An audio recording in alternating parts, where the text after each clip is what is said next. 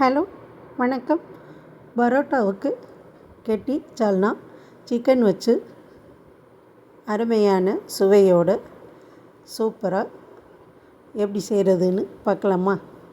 அதுக்கு பாருங்கள், அடுப்பில் குக்கர் வச்சுருங்க.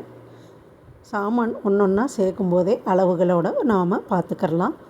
நல்லா குக்கர் காய்ஞ்சதும் அதில் 5-6 ஸ்பூன் நல்லெண்ணெய் சேர்த்துருங்க. சிக்கன் ரொம்ப ஹீட்டுங்க, அதனால் நல்லெண்ணெய் சேர்த்துருவோம்.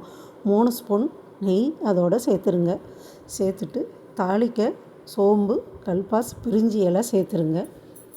அது பொரியவும் 3 பெரிய வெங்காயம் நீல வாக்கில் கட் பண்ணி எடுத்துருக்கங்க. அது பொரிஞ்ச உடனே அந்த வெங்காயத்தை சேர்த்துருவோம். வெங்காயம் நல்ல பொன்னிறமாக வதங்கணுங்க.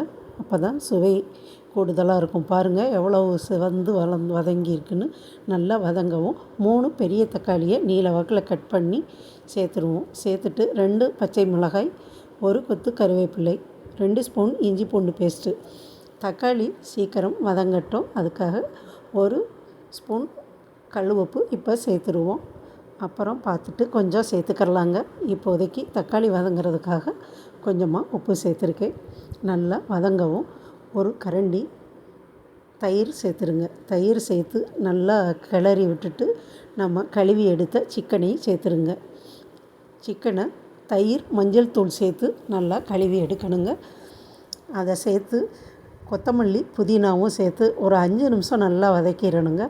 கொஞ்சம் எண்ணெயிலேயே சிக்கன் வதங்கவும் 1 ஸ்பூன் தனி மிளகாய்த்தூள், 1 ஸ்பூன் சிக்கன் மசாலா, 1/4 ஸ்பூன் மஞ்சள் தூள், 1/2 ஸ்பூன் சீரகத்தூள், 1/2 ஸ்பூன் பெப்பர் தூள் சேர்த்து கொஞ்சம் நல்லா கிளறி விட்டுட்டு 1 கிளாஸ் தண்ணி ஊற்றிடுங்க. இப்போ கொஞ்சம் உப்பு சேர்த்துருவோம்.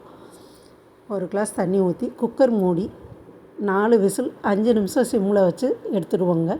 நல்லா மசாலாக்கள் எல்லாம் சிக்கனுக்குள்ளே போய் சூப்பராக வெந்து அருமையான டேஸ்ட்டோடு ரெடியாகி வந்துடுங்க.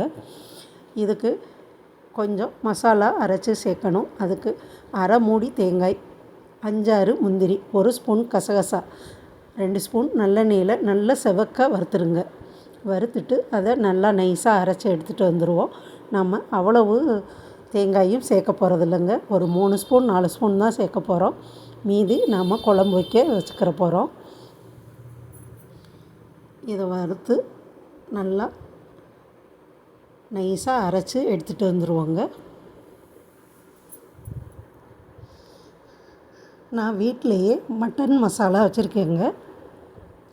அது சிக்கன் மட்டனுக்கு நல்ல டேஸ்ட் கொடுக்கும். அதை லாஸ்ட்டில் 1 ஸ்பூன் சேர்க்கணும்.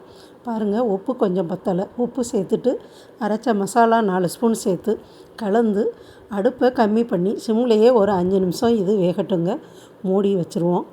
5 நிமிஷம் கழித்து நாம் வீட்டில் அரைச்ச மட்டன் மசாலா 1 ஸ்பூன் சேர்த்து கலந்து கொத்தமல்லி அலங்கரித்து இறக்கி பரோட்டாவோட பரிமாற வேண்டியது. அருமையான டேஸ்ட்டோடு இருக்குங்க. இது பரோட்டா, பூரி, சப்பாத்தி, இட்லி, தோசை, சாதம் எல்லாத்துக்குமே ரொம்ப சூப்பராக இருக்கும். நீங்களும் இதே மாதிரி வச்சு சாப்பிட்டு பாருங்கள்.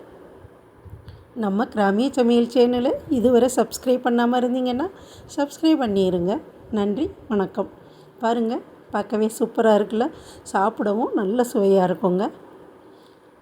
நீங்களும் இதே மாதிரி செஞ்சு சாப்பிட்டு பார்த்து எப்படி இருக்குன்னு சொல்லுங்கள். நன்றி.